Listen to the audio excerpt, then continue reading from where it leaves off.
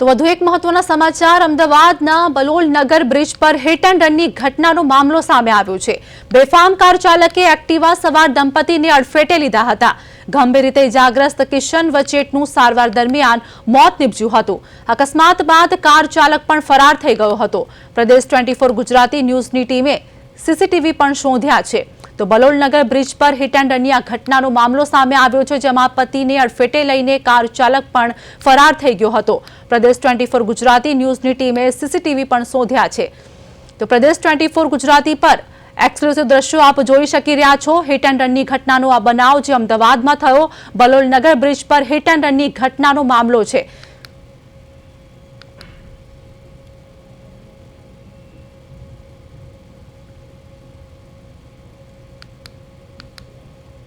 તો અમદાવાદના બલોલનગર બ્રિજ પર હિટ એન્ડ રનની ઘટનાનો મામલો સામે આવ્યો છે। બેફામ કાર ચાલકે એક્ટિવા સવાર દંપતીને અડફેટે લીધા હતા। ગંભીર રીતે ઇજાગ્રસ્ત કિશન વચેટનું સારવાર દરમિયાન મોત થયું હોવાનું સામે આવ્યું છે। અકસ્માત બાદ કાર ચાલક ઘટના સ્થળેથી ફરાર થઈ ગયો હતો। પ્રદેશ 24 ગુજરાતી ન્યૂઝની ટીમે સીસીટીવી પણ શોધી કાઢ્યા છે અને હાલ તપાસ થશે કે નહીં તેને લઈને પણ સૌથી મોટો પ્રશ્ન અહીંયા ઊભો થઈ રહ્યો છે। અમદાવાદમાં હિટ એન્ડ રનની ઘટનાનો આ વિડીયો હાલ સામે આવ્યો છે, જેમાં અમદાવાદના બલોલનગર બ્રિજ પર હિટ એન્ડ રનની ઘટના બની હતી। બેફામ કાર ચાલકે એક્ટિવા સવાર દંપતીને અડફેટે લીધું હતું અને ગંભીર રીતે ઇજાગ્રસ્ત કિશન વચેટનું સારવાર દરમિયાન મોત થયું હોવાનું સામે આવ્યું છે। અકસ્માત બાદ કાર ચાલક ઘટના સ્થળેથી ફરાર થઈ ગયો હતો।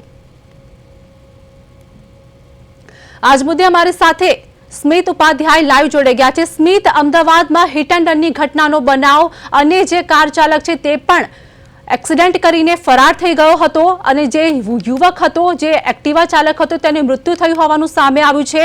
પહેલા જે દ્રશ્યો સામે આવી રહ્યા છે તેમાં તે માહિતી મળી રહી છે એક્સક્લુસિવ દ્રશ્યોના મુજબ કે પ્રદેશ 24 ગુજરાતીએ આ સીસીટીવી ફૂટેજ બહાર પાડ્યા છે।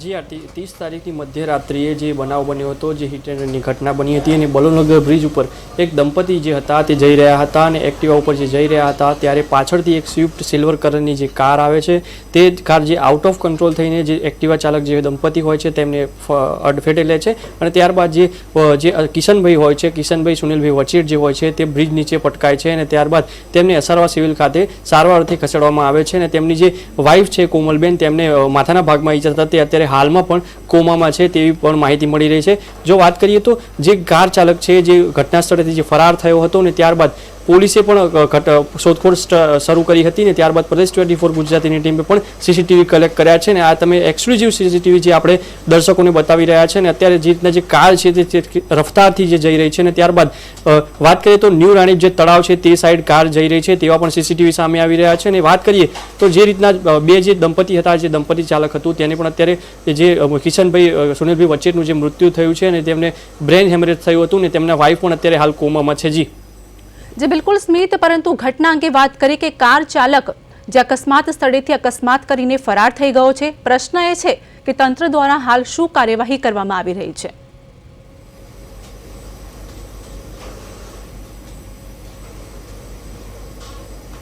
જી પોલીસ તંત્રને પ્રદેશ 24 ગુજરાતીની ટીમે આપણી ટીમે સંપર્ક કર્યો છે અને તેમને સીસીટીવી ફૂટેજ જે આપ્યા છે તેઓ દ્વારા પણ સીસીટીવી ફૂટેજ કલેક્ટ કરીને લઈ ગયા હતા, પરંતુ તેઓ દ્વારા કોઈ રિસ્પોન્સ ન મળ્યો હતો એટલે આપણી ટીમે જે ગઈકાલ મધ્યરાત્રિએ આ સીસીટીવી કલેક્ટ કર્યા હતા અને ત્યારબાદ જે પીઆઈ જે છે તેમને મોકલવામાં આવે છે અને એસીપી સાહેબ સાથે પણ વાતચીત થઈ છે, તેમને પણ મોકલવામાં આવે છે। ત્યારબાદ અત્યારે હાલ પોલીસ જે છે તે સીસીટીવીના આધારે તે કાર ચાલકની શોધખોળ કરી રહી છે। જે કાર ચાલક છે તેને જે લેફ્ટ સાઈડની જે હેડલાઇટની છે અને આગળનું જે બમ્પર છે સંપૂર્ણ રીતે તૂટી ગયેલું છે અને સીસીટીવીમાં સ્પષ્ટ રૂપે દેખાઈ રહ્યું છે કે જે કાર ચાલક જે અથડાઈને જે સ્પીડે જઈ રહ્યો છે ને તે ન્યૂ રાણીપ જે તળાવ છે તેની સાઈડ વળી રહ્યો છે। આ જે સીસીટીવી જે છે તે રંગોલી આઈસ્ક્રીમ જે છે, ગંગાજલ જે આઈસ્ક્રીમ છે ત્યાં પણ છે, જે 3 થી 4 જે સ્ટોલ હતી ત્યાંથી પ્રદેશ 24 ગુજરાતીની ટીમે જે આ સીસીટીવી કલેક્ટ કર્યા હતા અને ત્યારબાદ ત્યાં સ્થાનિકો સાથે પણ વાત કરવામાં આવી હતી અને જે અન્ય એક યુવક હતો તેની સાથે પણ વાત કરવામાં આવી હતી। આ જે કાર છે તેને તે યુવકે પણ જોઈ હતી ને તે યુવકે પણ આપણી ટીમનો સંપર્ક કર્યો હતો અને ત્યારબાદ ત્યાંના સીસીટીવી આપણે કલેક્ટ કર્યા હતા અને આજે સવારે જે વહેલી સવારે જે ત્યાંથી પણ આપણે જે સંપર્ક કર્યા હતા ને ત્યારે બે જે યુવકો હતા તેમની સાથે પણ વાતચીત કરી. તેઓ દ્વારા પણ કહેવામાં આવ્યું હતું કે જે બ્રિજ ઉપરના જે સીસીટીવી છે, જે 8 સીસીટીવી છે તે પણ બંધ છે અને જે સંપૂર્ણ રીતે જે ઘોર બેદરકારી કરી શકાય, અત્યારે લોકોમાં પણ રોષનો માહોલ જોવા મળી રહ્યો છે. જી બિલકુલ સ્મિત, હાલ પરિવારની શું પ્રતિક્રિયા સામે આવી રહી છે? આ ઘટનામાં એક વ્યક્તિનું મૃત્યુ થઈ ગયું છે.